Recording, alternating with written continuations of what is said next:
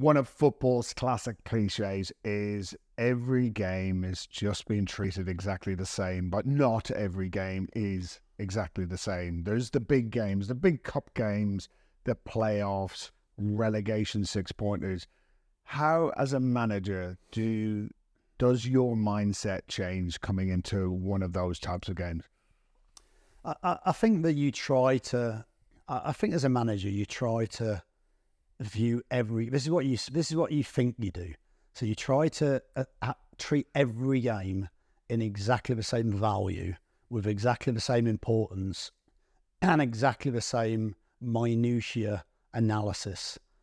But the reality is, there are games that do make you want to prepare more, or make you want to be even more on top of that sort of weekly preparation and the analysis of that game and the game plan.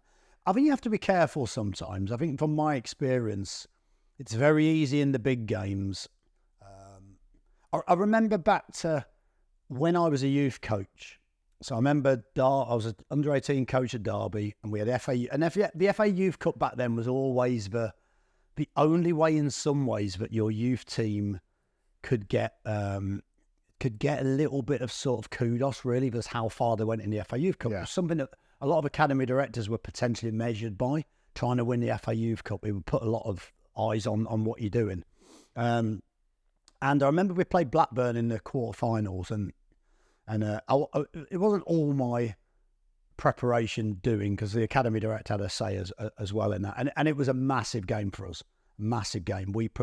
We had like gladiator video on to the lads. Right. We were playing. We were doing it. Your time's that big. This. We were doing everything we could. We did everything bar messages from the family just before the game. And did you use Any Given Sunday, the speech? Do you know what? We might even use that as well. Wow. No. Psychological overload. One of the lads, yeah. So, and it's interesting because at the time you think, look, this is really important. We've got to prepare properly. But actually, when you saw the game and you saw the players, and it could have worked either way. I've seen it work either way. I don't mean it was necessarily the preparation. It was maybe the choice of preparation for that level and age of player and that importance of a occasion in the match. But I saw the players literally look like they'd froze.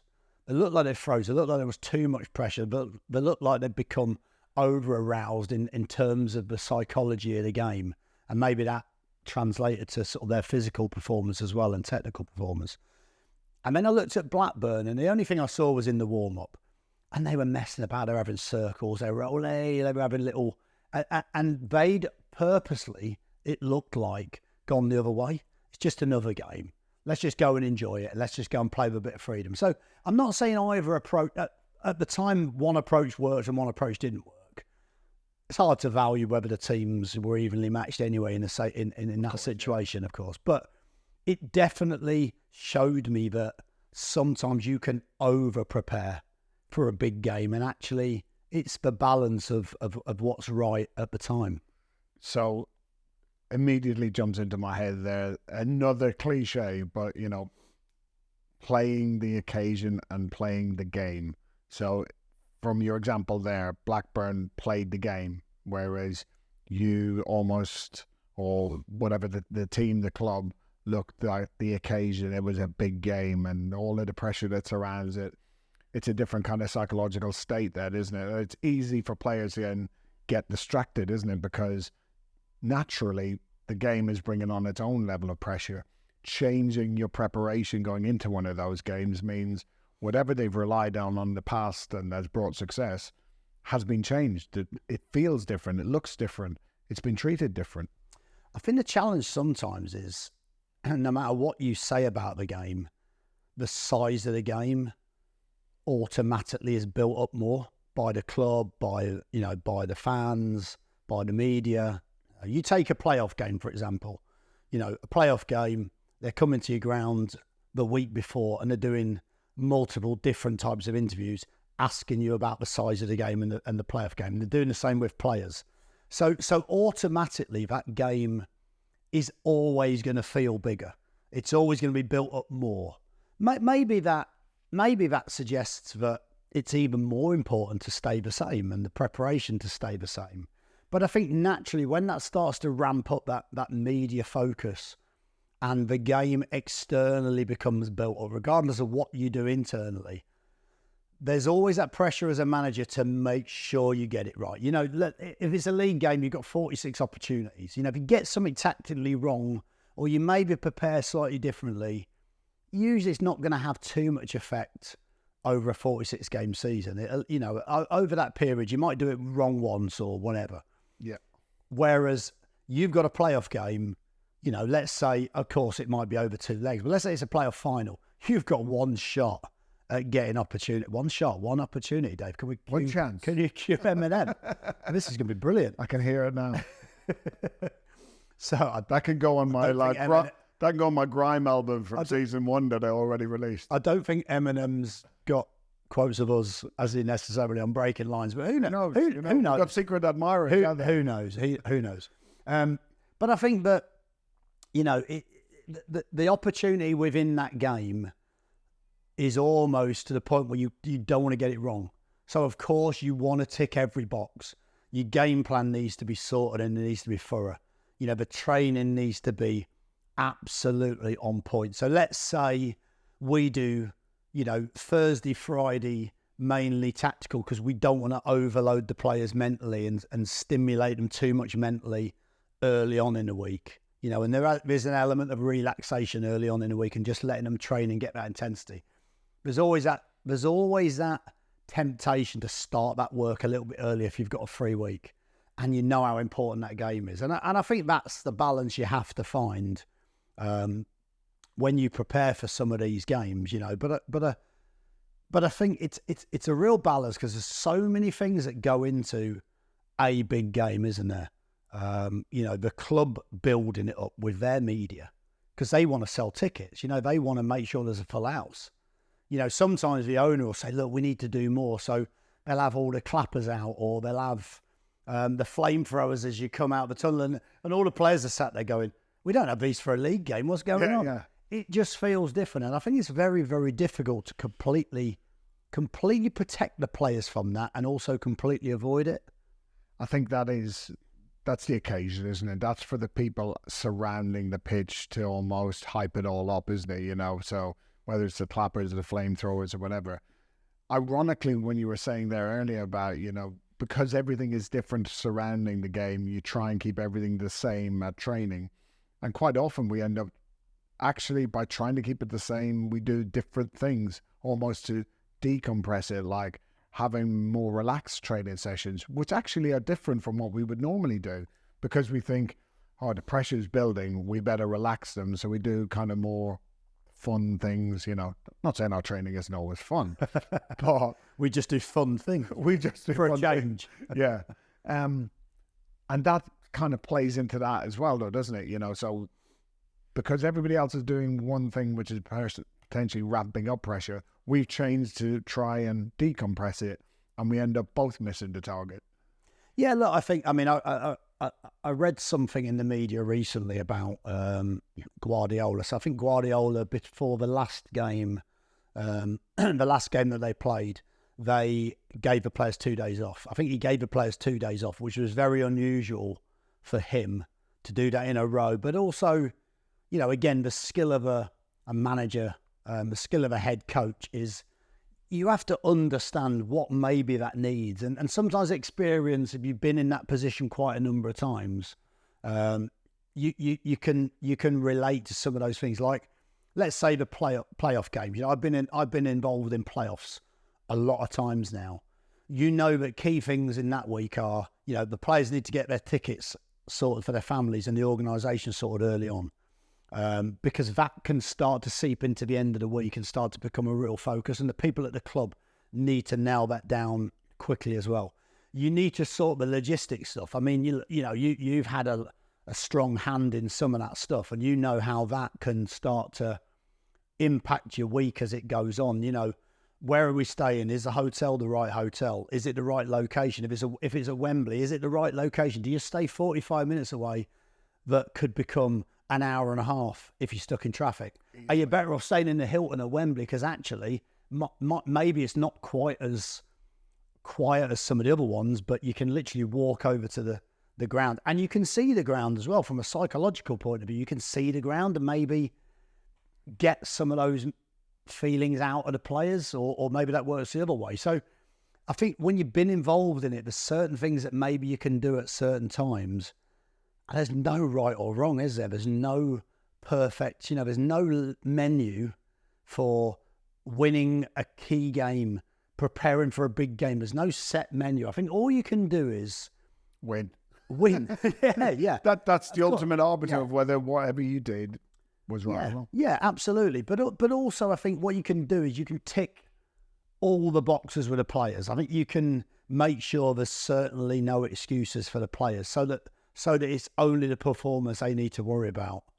And of course, that's a completely different issue and a different problem, because the players might not perform on the day, or the players might not, action the game plan as well as they need to do, because they're human. They make mistakes, or they feel certain things in games that maybe they'll do something that they're probably different to what you want them to do. And sometimes that might work and look genius and you'll take the credit, and sometimes it doesn't work and you're frustrated. But ultimately, I think the big games are very, very difficult to get right, because you can try and keep it as normal as possible, but it's so difficult, isn't it? What experiences have you had in big games in your career? Either working with me or working with another manager, and you've seen little things that maybe have been done badly or well, or what are your experiences of those big games, or what are your observations, or what have you done? Either way. Yeah, I think the first kind of big game I was involved in football was a playoff final. I mean, we weren't expected even to get into the playoffs, so that whole adventure, going down to the last game of the season where we had to win by 1 goal more than Coventry, I think it was, to get into the playoffs. This at Norwich, yeah. And our game finished earlier than Coventry's game. So we had won 2-0, I think it was, and Coventry were winning 1-0 or something like that. Or whoever, I can't remember exactly. It was Coventry and Burnley, I think. I think Paul Gascoigne was playing for one of the teams.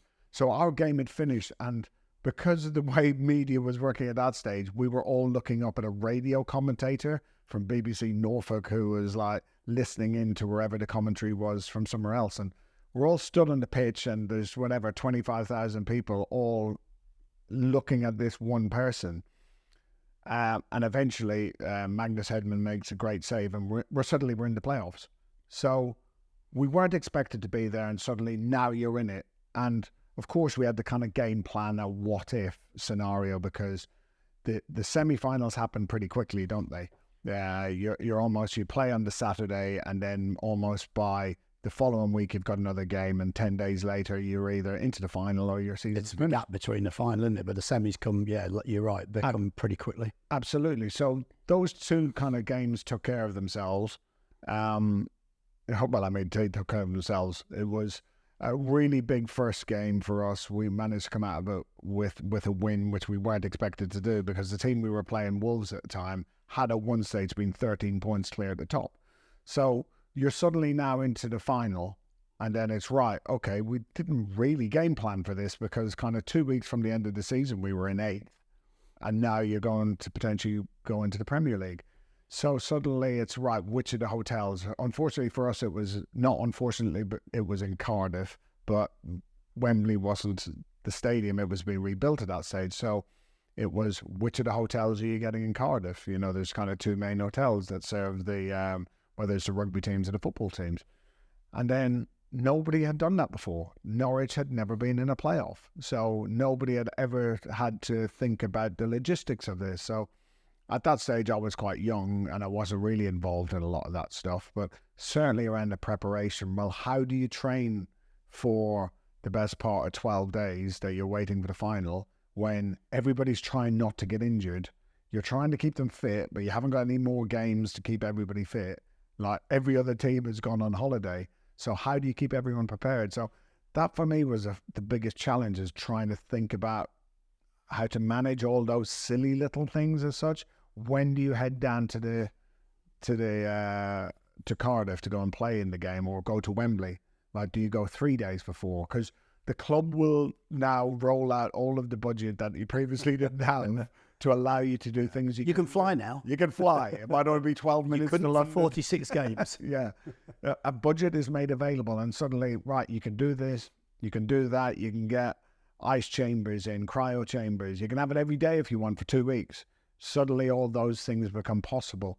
But again, you're trying to balance that against what's normal for us, because shifted too much and the players get really kind of uncomfortable with all these different things that you're doing. You know, some players like to be at home and they like the familiarity of being at home. So taking them down to a playoff final 3 days early doesn't actually sit well with them. So you're trying to balance all those kind of things. And that was certainly the first one. The other real example I'll give you is the other side. It's like a relegation last day shootout. You know, it's Russian roulette. You lose the game, you're getting relegated. How does that feel? Like I've never had that. Yeah, okay. I've been in that 3 times. Not your fault, though. No, obviously not my fault, but one of them was like an absolute catastrophe game where it was all in our hands and we messed up on the day. And there were lots of things that went into that day that played out where, in hindsight, sometimes that's your biggest learnings from big games is how people react, how they behave when they go into games. So I always take it as a great learning point. But I think those games are also like, it's negative emotion going into the game, as opposed to a playoff or a nice big cup game where it's generally quite positive. Those ones are real negative energies going into it. Of course, everybody's expecting, you know, that you got to do your best on the game, but they're also going in with a sense of dread, aren't they? Yeah, I think, like you say, it's not always a big game. Can be so many different things, can't it? It can be a big cup game. It can be a playoff game. It can be a, you know, promotion deciding game at the last day of the season. It can be a relegation. It can be a game in the season when maybe you've lost 2 or 3 games on the spin and you've sat there going, I know that we need to win this game, whether you're under pressure as a manager or whether the team are under pressure or whether you know your next 2 or 3 fixtures are really, really difficult and it's maybe a game at home against the team in the bottom 3 and you think we need to win this because this is the winnable game amongst it all. This is the buffer game. Really, this is the buffer game. So, and I think that, you know, I think what it comes down to is it comes down to sensing the feel of the group, doesn't it? Sensing what psychology the players maybe need. You know, do they need fun? Do they need relaxing? Is sometimes the best solution to keep them away from the training ground a little bit. If you've got a whole week, sometimes I've done that before where maybe you've given them a couple of days off like we were talking earlier so that they haven't got to think about it. And when they come in, they're fresh and they've only got maybe 3 days build up. Or, you know, is it, you know, some of the challenges are not just the psychological challenges and the training challenges, but, and players are big on this. It's when you think there's a big game sometimes, particularly as a manager, you can sometimes overthink the game and you can overanalyze the opposition.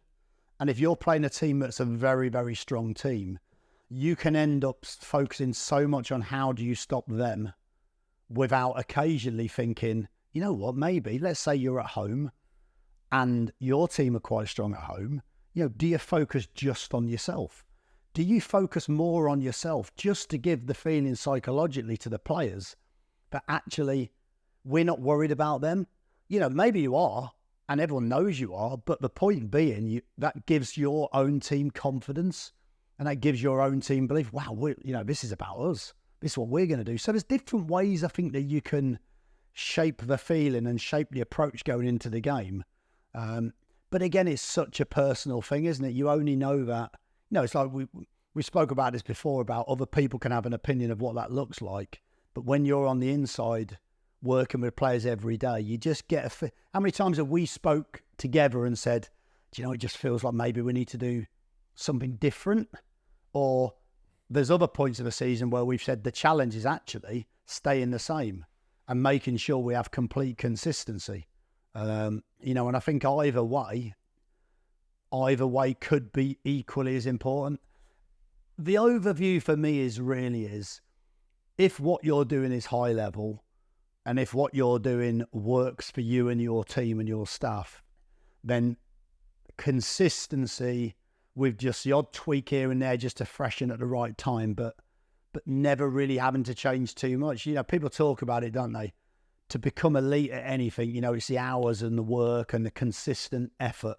Rather than doing things brilliantly one day a week or 2 days a week, it's doing it every single day. It's committing every day. And I think that's the same with preparation. I think, if you're preparing every day for a performance at the end of the week, then a big game in some ways shouldn't feel too different, should it? It shouldn't feel any different, but naturally they do. There's that drive up to those games where you just can feel your own nervous energy. Even though if you've done 1,000 games in your career, you still get the buzz of a big game. Whether, how many Derby games have you gone to and you just feel, I don't mean working for Derby, but, games where you just know it means more in a funny way than your standard game. If you've got 40 standard games in a normal season, you might have another 6 which just mean more, whether that's the first game of the season where you get that buzz, or it's the big games as you talk about, or a Derby one where it doesn't matter how much your good intentions are to keep everything the same, it's not the same. And the Derby games, that's a really important point. The Derby games are not necessarily, are they more important to you and the team? Yes, they are sometimes, but let's park that for a second. They're so important to the fans. You're turning up to a Derby game, and those, we've had some brilliant Derby games, haven't we? Like Birmingham Villa, Derby Forest. Yeah. Literally, Millwall Palace in the Cup. Those type of games. Never had Millwall West Ham, did we? But Millwall Palace in the Cup. And some of those games where you look and you go, that has such a heightened importance for your fan base, and actually that's a different challenge then. That's probably the opposite of what we spoke about for a playoff game, for example, where you're trying to keep it on a level. You're trying to make the players understand, this is we're preparing the same way. For a Derby game, you're actually sometimes trying to impart how important that game is to the fan base and just how important this game is. And we recognise what a Derby means to the people that are paying to watch us and that have followed us for years and years, and their parents have followed us and their grandparents have followed the team. So I think that's a really important type of game, and it's a very different feeling to it, isn't it? And it's a very different game, and actually that might be the game where you want to build up the emotions and you want to build up the psychological impact of that game. Some managers might not want to. Some managers might feel the best way of doing it is to treat it the same. But I think some of those games just feel different, don't they? But part of the challenge we've found is, and again, this is a really difficult one, is managing the, we spoke about it briefly earlier, but it's managing the club so they don't push the game too hard externally. And I know that's difficult because they have their own remit, and their remit might be to get bums on seats, or their remit might be to create lots of excitement around the game from a commercial aspect. But actually for us sometimes, you're trying to dampen that down a little bit, which is a real conflict at times. Yeah, well, if you look at your classic Derby games where you're going into it, you can feel the electricity almost 3 hours before kickoff. There's just seems to be a buzz in the air when you walk into the stadium, and you think, well, it already feels different, even though there's nobody here. But whether that's psychosomatic or something like that, which is currently the biggest word we've used on this. I like that. Yeah. But, you walk in, you just feel it. You see the guy who makes the teas for the team, and he's buzzing for the game because, as you say, he's a dyed-in-the-wool fan. They've been waiting for this game potentially for years, maybe decades, for it to come round again. And here it is. It's the day. And you're expecting the players to go out there and just play normally. It's a tough expectation, isn't it? But I suppose, do you have to give the players a slightly different game plan going into that to manage the occasion as well? So for example, you just know that as soon as that whistle goes, the buzz of the crowd is just going to be off the charts, and players can become over-aroused. And we know that if they're over-aroused psychologically, they're not going to perform. How do you get them to kind of stay calm, or can you even get them to stay calm among all of that? Well, look, I mean, let's take a game, for example. Let's say it's Derby and we're playing Forest at the City Ground. So it's an away game, it's a Derby game. Apart from the fact that everyone's got the same shoes on as me, of course. That's a shout out to Scott. And a shout out to your mate. And it's an ode to the banter that we used to have there. I have improved a little bit. I'd like to go back there just to show them how my fashion sense has improved. But no, it was good. It was good fun, wasn't it? But I think if you take that sort of game, at the City Ground, at the start of the game, they're going to be singing their song. They're going to be through the roof in terms of the atmosphere. It's going to be doubly loud because it's a local game against Derby. And you just know that is going to have a very different feel to a normal league game. But you also know to a certain degree as the opposition manager, they're going to come at you. They're going to come at you early. And because of that atmosphere, it's going to be very hard for their team not to almost overexert themselves early. That can have different effects on the game. But sometimes you can try and use that and utilise that. That maybe if you soak some of that pressure up, you might be able to hit them on transitions because they're going to commit more bodies forward. I'm using that game as an analogy, but it could be any game. It could be Birmingham Villa. It could be anything. But you're away from home, so certain games you can use something. It doesn't mean you're going to be successful trying that, but how the game's going to pan out, particularly early on. In that game in particular, I remember late on we were winning and their fans were still going and they ended up scoring in like the last kick of the game almost to equalise. Yeah. So you also know there's going to be other moments of the game that are going to challenge you. So I think you add that into the game plan. You give that information to the players. That there's going to be moments in the game, but in a game like that, if you can frustrate the opposition, they're maybe going to get more frustrated and impart that onto the players on the pitch and make them a little bit edgy than maybe a normal game would. So I think there's certain things that you try to shape in the lead up to the game. I think you'd be stupid not to. But I don't think your game plan's going to change too much. I just think you're aware of those little in-game moments that might happen because of the importance of the game, because of the atmosphere in the stadium, and because of the sort of the tense nature between both fans that just creates that feeling in the stadium, doesn't it? But like you said, you turn up at the stadium 2 hours before the game and you can feel the buzz. I mean, that's the other thing is like, as people working in the game, that's when you realise just how privileged you are to be working in football. Don't you? When you turn up to an away game and the atmosphere is electric, or a home game, the atmosphere is electric, and that game's slightly bigger, there's always that feeling I have, and I don't know how you feel, but whenever I get to the bet or walking out to the bench, there's a little bit of me thinks, this is brilliant. I mean, what an absolute pleasure to be coming out and being involved in a game like this. I'm not always thinking that when I'm walking back from the bench into the getting abused dressing room. I'm thinking, oh my God, how am I gonna gloss over this defeat in the press? But yeah, I think how important it is, and I think what's on the line. And that, as a manager, you go and win a local derby. If we stick on the local derbies for a second, you go and win a local derby. Yeah, okay, another cliche, the bragging rights are with your club for the week. Go and play, people going to work and there's other fans at work and they can have a bit of banter with them. But how important that win is to them. That can make their weekend and make their week and actually also make the season. And make their season. And also, because some clubs almost define that as like success for them during that season. But I think also as a manager, that's going to probably buy you a little bit of kudos with the fans for a little period as well. Maybe you're in a tough run of games and you go and win that local derby. That's going to create a real feel good and give you an opportunity to maybe build on it. So yeah, there's so many important factors. There's so many reasons why you have to get those big game plans right.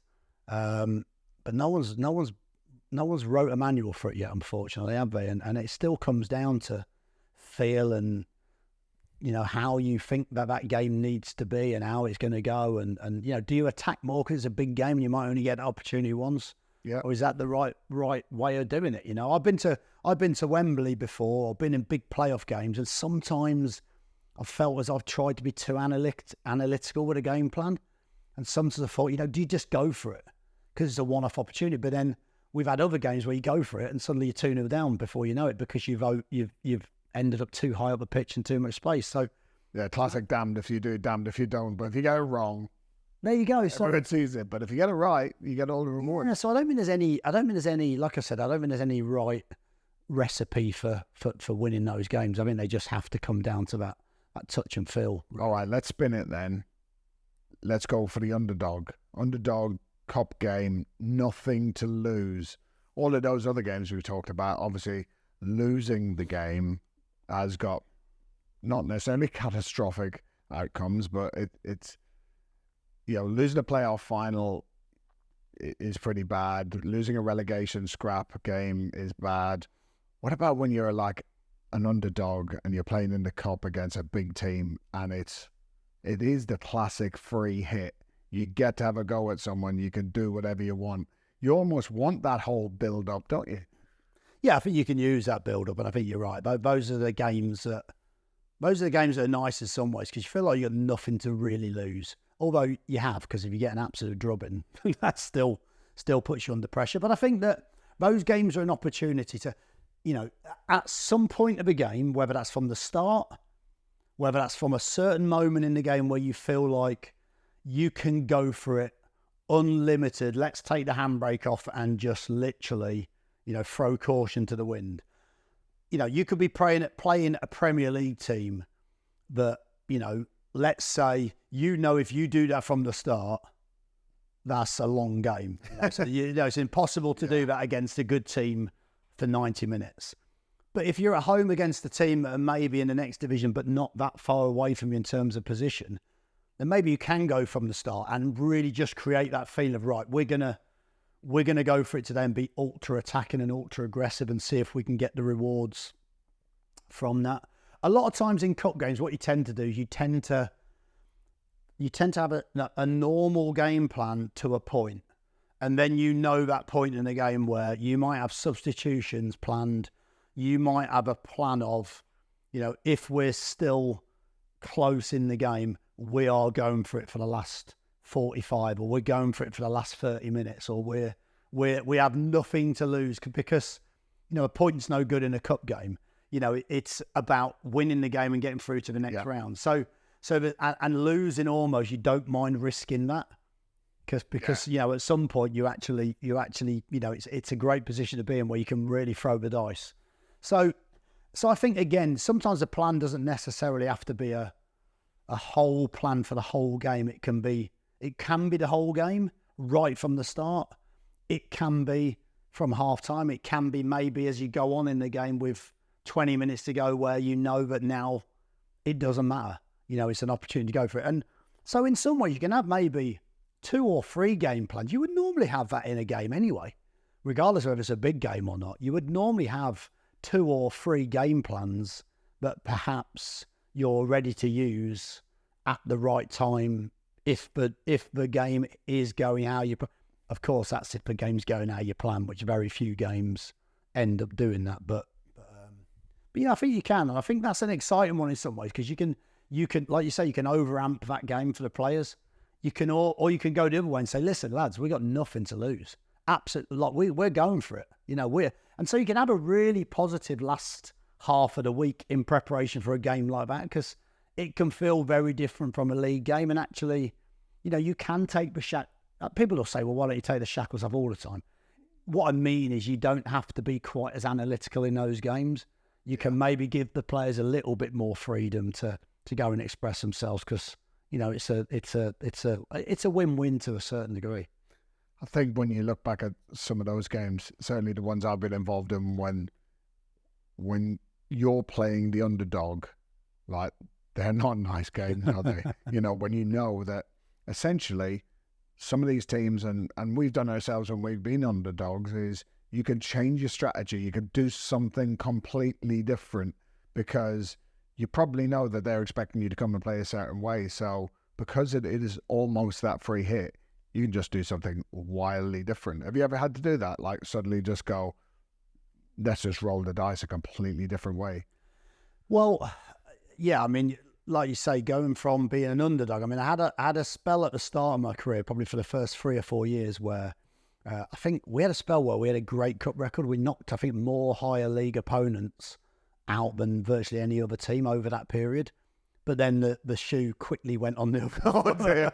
Oh, no. The reason I wasn't doing that from a big in my own importance up, I was doing it for context. Right. And I remember at Birmingham, I can't, were you there then when we played Blythe Spartans? No, I hadn't. You were lucky. Yeah. You were very lucky because I've seen the footage. we went up to Blythe. I think that footage, if anyone can get that footage of a goal on YouTube. Blythe Spartans goalkeeper getting abused on YouTube, it was so funny in a nice way because it turned. We hope he's out okay. well. Yeah, it was so funny. I've watched that back since, and I don't know why, but it's just hilarious. But at the time we were losing, so I'm surprised that the Blues fans found that quite so funny. But I think we were 2-0. I mean, we turned up. The pitch was purposely long grass. It was all the classic Challenging. It was all the challenging surface. situation. I'd made 10 changes, which after about 2 minutes, I thought, what have I done? Yeah. And we were 2-0 down. And we were 2-0 down to a conference north side, and we were a championship side. So you can put that in context of cup upsets. That's going to be pretty big up there until Maidstone. Your headlining match of the day. Until Maidstone recently have helped me out a little bit. But and eventually, thankfully, we got it back and won 3-2. And that was a half time. Right, we are going to have to make some changes, and I'm just going to have to do something different to hope that we can get a different outcome. Because at that moment, you're thinking this is going to it's not just the game. You're actually time slows in those games, and you're actually sat there thinking. And there's no disrespect to Blythe Spartans, but you're thinking as Birmingham manager, it's going to be embarrassing. It's embarrassing. They're having a carnival. Their fans are literally all dressed up, having an absolute carnival. I'm thinking, how the hell am I going to sell this afterwards? Or what am I going to say afterwards? Did people have tinfoil cups cut out of cardboard like that? They had that. They had Viking hats on. They were dressed in all sorts of things. And I'm thinking, this is going to be horrific. And it was only when that third goal went in, I can't remember when it was. I think it was around the 80th minute, and just a sense of relief. Thinking I'm not going to have to deal with this. Yeah. But look, also looking back, that's the beauty of the cup. That's what a cup game can do. That's why maybe for Blythe Spartans, it'd have been interesting to see how they approached the game. Did they think they had nothing to lose, and that's why they played so well? Did they over egg the game, the importance of it? And so again, you don't know what an opposition have done to create probably a very good performance that was an outlier in their season to a certain degree. Of course, yeah. But that used to be one of the great levelers, wasn't it? The surface potentially was challenging. Well, that rather than calling it terrible, no, the dressing rooms were rubbish, and you go to some of these places and it was like, oh my God, everything is stacked against the higher ranked team because they're just not used to it. Throughout all the leagues now, the surfaces are great. The dressing rooms are quite nice, just the standard across everything. And maybe that's why we don't see as many giant killings as we used to see, because essentially if everyone's got a real nice deso pitch, that opportunity in a big game to suddenly strategize differently, like let the grass grow longer in the corners or whatever, it's just not available, is it? No, because you used to get all sorts of things, didn't you? You used to have, you turn up somewhere, really tight pitch, long grass. I'd been at clubs where they've trained on the pitch on the Friday on purpose and told the groundsman to leave it. I won't name those. By the way, the groundsman was devastated at the time. He was like, "Oh, can't I just mow it a little bit?" Because he looked great on telly. Because he was thinking this looks terrible on TV and a reflection of him. But everyone it was. But everyone looked for that advantage, didn't they? And back then, like you say, nowadays, every pitch is great. Every pitch is probably a similar size, I would imagine. Every team has every signage. Every team's trying to play a certain way. Every team's full of people who've come through now the academy system, which has been so prevalent for the last sort of 10, 15 years. And now, you go to a non-league side and they're playing out from the back with young footballers who are all good on the ball. So there's very few.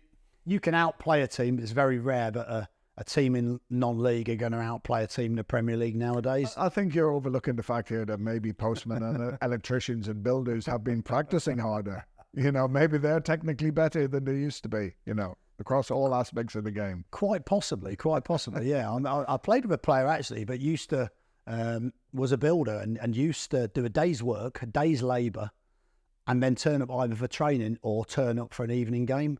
And you think to yourself, wow, I mean, we're digressing slightly now, but you think to yourself, wow, that is incredible. That probably puts a cup upset into even more context. So that player isn't actually preparing the way.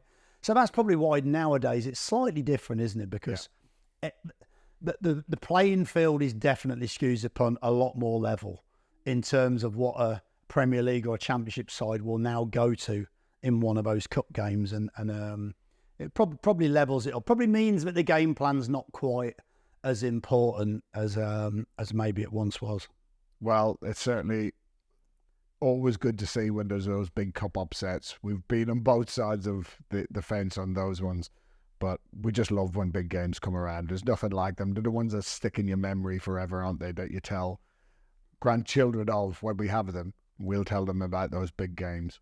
Well, I think that once again, they're the moments when you realise just how privileged you are to be involved in the sport and to work. Well, not even work in it. Have a hobby that you get paid to do. And those big games, I think they sort of bring out every little emotion and they bring out those feelings of sort of gratitude, I think, for how lucky we are. Yeah.